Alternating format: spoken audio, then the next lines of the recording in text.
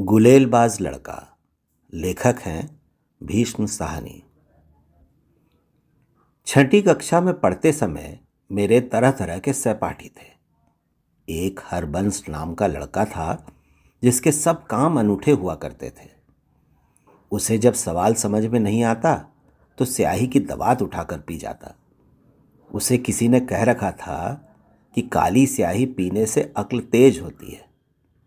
Master जी गुस्सा होकर उस पर हाथ उठाते तो बेहद ऊंची आवाज में चिल्लाने लगता, मार डाला, मास्टर जी ने मार डाला। वह इतनी जोर से चिल्लाता कि आसपास की जमातों के उस्ताद बाहर निकल आते थे कि क्या हुआ है। मास्टर जी ठिठक कर हाथ पीछे कर लेते। यदि वह उसे पीटने लगते तो हरबंस सीधा उनसे चिपट जाता और ऊंची ऊंची आवाज में कहने लगता, अब की माफ कर दो जी, आप बादशाह हो जी, आप अकबर महान हो जी, आप सम्राट अशोक हो जी, आप माई बाप हो जी, मेरे दादा हो जी, परदादा हो जी। क्लास में लड़के हंसने लगते और मास्टर जी झेप कर उसे पीटना छोड़ देते। ऐसा था वह हरबंस। हर आए दिन बाग में से मेंढक पकड़ लाता और कहता कि हाथ पर मेंढक की चर्बी लगा लें तो मास्टर जी के बेत का कोई असर नहीं होता।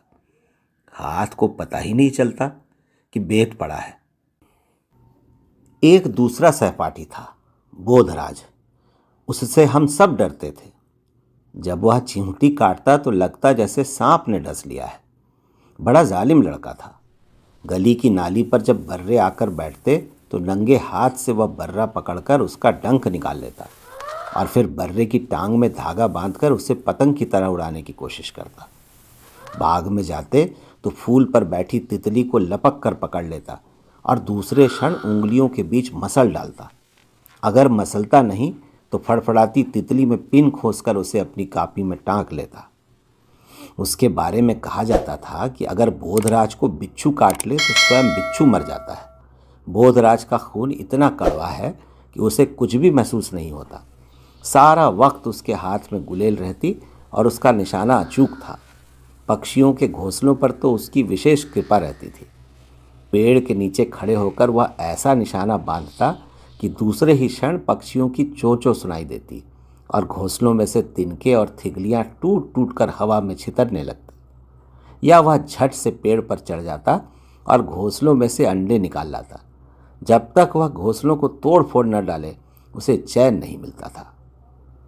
उसे कभी भी कोई ऐसा खेल नहीं सूझता था जिसमें किसी को कष्ट न पहुंचाया गया हो।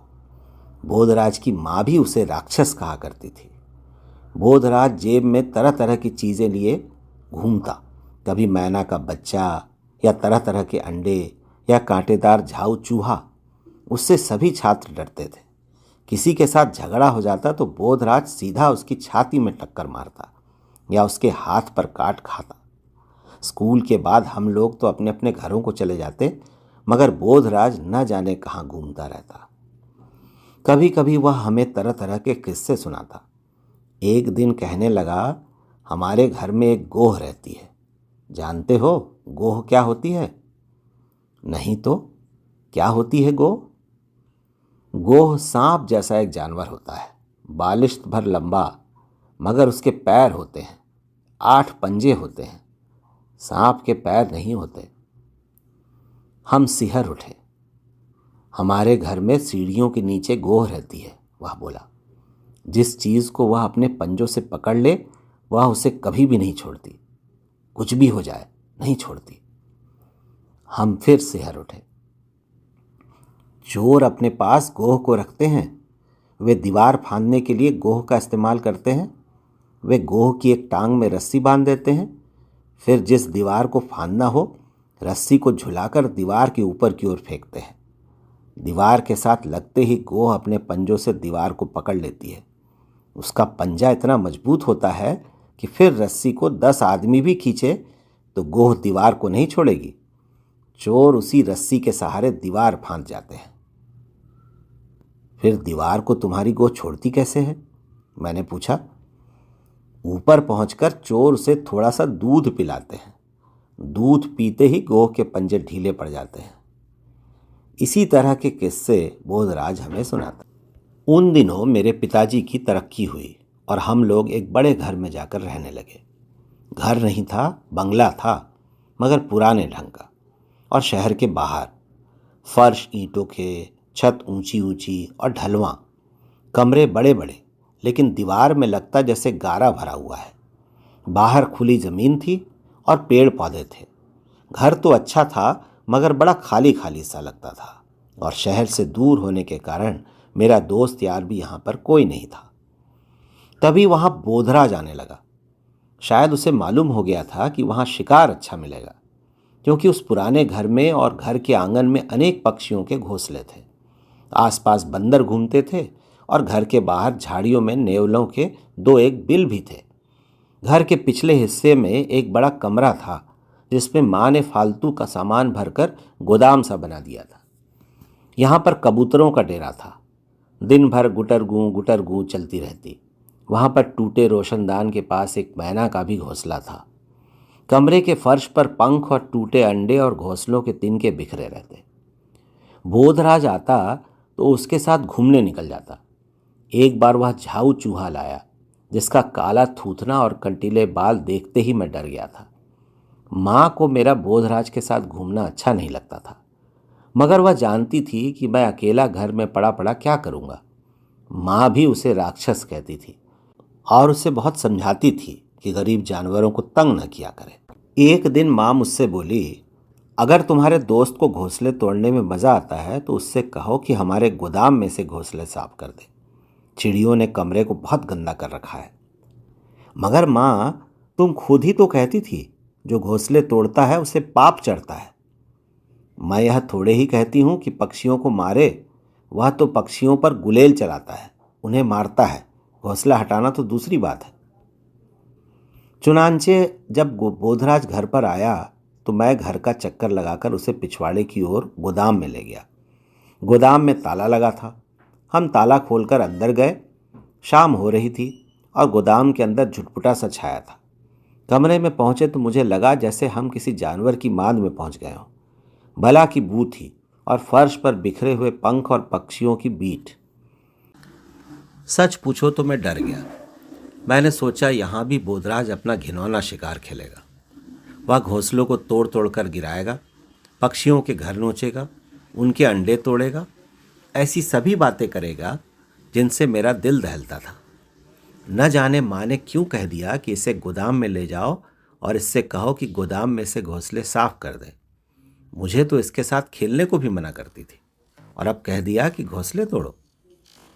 मैंने बोधराज की ओर देखा तो उसने गुलेल संभाल ली थी और बड़े चाव से छत के नीचे मैना के घोंसले की ओर देख रहा था। गोदाम की ढलवा छतें तिकोन सा बनाती थी। 2 पल्ले ढलवा उतरते थे और नीचे एक लंबा शहतीर कमरे के आर पार डाला गया था।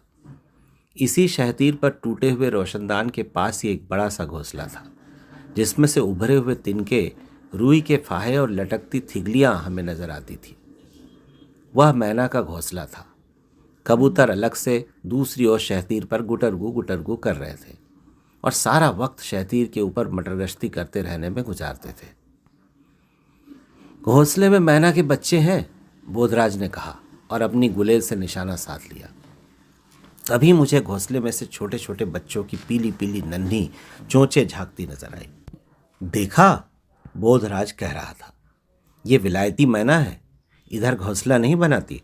इनके माँ बाप जरूर अपने काफिले से बिछड़ गए होंगे और यहाँ आकर घोंसला बना लिया होगा। इनके माँ बाप कहाँ हैं? मैंने बोधराज से पूछा। चुग्गा लेने गए हैं, अभी आते होंगे। यह कहते हुए बोधराज ने अपनी गुलेल उठाई। मैं उसे रोकना चाहता था कि घोंसले पर गुलेल नहीं चलाए, पर तभी बोधराज की गुलेल से फर्र की आवाज़ निकली और इसके बाद जोर की टन की आवाज़ आई। गुलेल का कंकड़ घोंसले से न लगकर सीधा छत पर जा लगा था, जहाँ टिन की चादरें लगी थी। दोनों चोंच घोंसले के बीच कहीं गायब हो गई और फिर सख्ता सा आ गया। लग रहा था मानो मैने के बच्चे सहम कर चुप हो गए हों। तभी बोधराज ने गुलेल से एक और वार किया। अब की कंकड़ शहतीर से लगा। बोधराज अपने अचूक निशाने पर बड़ा अकड़ा करता था। 2 निशाने चूक जाने पर वह बौखला उठा। अब की बार वह थोड़ी देर तक चुपचाप खड़ा रहा, जिस वक्त मैना के बच्चों ने अपनी चोंच फिर से उठाई और घोंसले से बाहर झांक कर देखने लगी। उसी समय बोधराज ने तीसरा वार किया। अब की कंकड़ घोंसले के किनारे पर लगा। 3-4 तिनके और रुई के गाले उड़े और छितरा छितरा कर फर्श की ओर उड़ने लगे, लेकिन घोंसला गिरा नहीं। बोधराज ने फिर से गुलेल तान ली थी। तभी कमरे में एक भयानक सा साया डोल गया। हमने नजर उठाकर देखा, रोशनदान में आने वाली रोशनी सहसा ढक गई थी। रोशनदान के सीखचे पर एक बड़ी सी चील पर फैलाए बैठी थी। हम दोनों ठिठक कर उसकी ओर देखने लगे। रोशनदान में बैठी चील भयानक सी लग रही थी। यह चील का घोंसला होगा, चील अपने घोंसले में लौटी है, मैंने जोर से कहा। नहीं, चील का घोंसला यहाँ कैसे हो सकता है? चील अपना घोंसला पेड़ों पर बनाती है, यह मैना का घोंसला है। उसी वक्त घोंसले में से चोंचों की ऊंची आवाज आने लगी। घोंसले में बैठे मैना के बच्चे पर फड़फड़ाने और चिल्लाने लगे। हम दोनों निश्चेष्ट से खड़े हो गए, यह देखने के लिए कि चील अब क्या करेगी। हम दोनों टकटकी बांधे चील की ओर देखे जा रहे थे। चील रोशनदान में से अंदर आ गई। उसने अपने पर समेट लिए थे और रोशनदान पर उतरकर गोदाम के आर पार लगे शहतीर पर उतर आई थी। वह अपना छोटा सा सिर हिलाती, कभी दाएं और कभी बाएं देखने लगती। मैं चुप था, बोधराज भी चुप था। न जाने वह क्या सोच रहा था।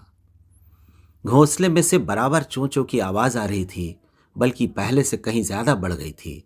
मैना के बच्चे बुरी तरह डर गए थे। यह यहां रोज आती होगी, बोधराज बोला। अब मेरी समझ में आया कि क्यों फर्श पर जगह जगह पंख और मांस के लोथड़े बिखरे पड़े रहते हैं। जरूर हर आए दिन चील घोंसले पर झपट्टा मारती होगी। मांस के टुकड़े और खून इसी की चोट से गिरते होंगे। बोधराज अभी भी टकटकी बांधे चील की ओर देख रहा था।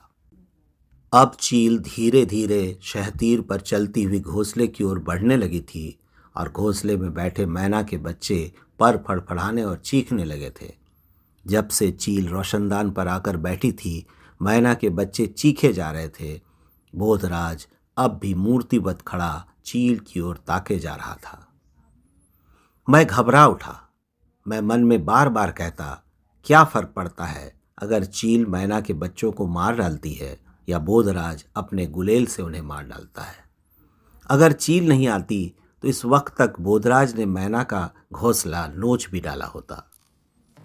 तभी बोधराज ने गुलेल उठाई और सीधा निशाना चील पर बांध दिया। चील को मत छेड़ो, वह तुम पर झपटेगी, मैंने बोधराज से कहा। मगर बोधराज ने नहीं सुना और गुलेल चला दी। चील को निशाना नहीं लगा। कंकड़ छत से टकराकर नीचे गिर पड़ा और चील ने अपने बड़े बड़े पंख फैलाए और नीचे सिर किए घूरने लगी। चलो यहां से निकल चले, मैंने डर कर कहा। नहीं, हम चले गए तो चील बच्चों को खा जाएगी। उसके मुंह से यह वाक्य मुझे बड़ा अटपटा लगा। अभी कुछ देर पहले खुद तो घोंसला तोड़ने के लिए गुलेल उठा लाया था। बोधराज ने एक और निशाना बांधा, मगर चील उस शहतीर पर से उड़ी और गोदाम के अंदर पर फैलाए तैरती हुई सी आधा चक्कर काटकर फिर से शहतीर पर जा बैठी। घोंसले में बैठे बच्चे बस लगातार चों चों किए जा रहे थे। बोधराज ने झट से गुलेल मुझे थमा दी और जेब में से 5-7 कंकड़ निकालकर मेरी हथेली पर रखे। तुम चील पर गुलेल चलाओ, चलाते जाओ, उसे बैठने नहीं देना, उसने कहा और स्वयं भागकर दीवार के साथ रखी मेज को घसीट कर फर्श के बीचों बीच लाने लगा। मैं गुलेल चलाना नहीं जानता था। 2-1 बार मैंने कंकड़ रखकर गुलेल चलाई, लेकिन इस बीच चील गोदाम के दूसरे शहतीर पर जा बैठी थी। बोधराज मेज को घसीटता हुआ ऐन मैना के घोंसले के नीचे ले आया। फिर उसने मेज पर एक टूटी हुई कुर्सी चढ़ा दी और फिर उछल कर मेज पर चढ़ गया और वहां से कुर्सी पर जा खड़ा हुआ। फिर बोधराज ने दोनों हाथ ऊपर को उठाए। जैसे तैसे अपना संतुलन बनाए हुए उसने धीरे से दोनों हाथों से घोंसले को शहतीर पर से उठा लिया और धीरे धीरे कुर्सी पर से उतरकर मेज पर आ गया और घोंसले को थामे थामे छलांग लगा दी। चलो बाहर निकल चलो, उसने कहा और दरवाजे की ओर लपका। गोदाम में से निकलकर हम गराज में आ गए। गराज में एक ही बड़ा दरवाज़ा था और दीवार में छोटा सा एक झरोखा। यहाँ भी गराज के आर पार लकड़ी का एक शहतीर लगा था। यहाँ पर चील नहीं पहुंच सकती, बोधराज ने कहा और इधर उधर देखकर बक्से पर चढ़कर घोंसले को एक टूटे हुए शहतीर के ऊपर रख दिया। थोड़ी देर में घोंसले में बैठे मैना के बच्चे चुप हो गए। बोधराज बक्से पर चढ़कर मैना के घोंसले में झांकने लगा। मैंने सोचा अभी हाथ बढ़ाकर दोनों बच्चों को एक साथ उठा लेगा, जैसा वह अक्सर किया करता था, फिर भले ही उन्हें जेब में डालकर घूमता फिरे। मगर उसने ऐसा कुछ नहीं किया। वह देर तक घोंसले के अंदर झांकता रहा और फिर बोला, थोड़ा पानी लाओ, इन्हें प्यास लगी है, इनकी चोंच में बूंद बूंद पानी डालेंगे। मैं बाहर गया और एक कटोरी में थोड़ा सा पानी ले आया। दोनों नन्हे नन्हे बच्चे चोंचे ऊपर को उठाए हाँफ रहे थे। बोधराज ने उनकी चोंच में बूंद बूंद पानी डाला और बच्चों को छूने से मुझे मना कर दिया, न ही स्वयं उन्हें छुआ। इन बच्चों के माँ बाप यहाँ कैसे पहुँचेंगे? मैंने पूछा। वे इस झरोखे में से आ जाएंगे, वे अपने आप इन्हें ढूंढ निकालेंगे। हम देर तक गराज में बैठे रहे। बोधराज देर तक मंसूबे बनाता रहा कि वह कैसे रोशनदान को बंद कर देगा ताकि चील कभी गोदाम के अंदर ना आ सके। उस शाम वह चील की ही बातें करता रहा। दूसरे दिन जब बोधराज मेरे घर आया तो न तो उसके हाथ में गुलेल थी और न जेब में कंकड़, बल्कि जेब में बहुत सा चुग्गा भर कर लाया था और हम दोनों देर तक मैना के बच्चों को चुग्गा डालते और उनके करतब देखते रहे थे। शुक्रिया।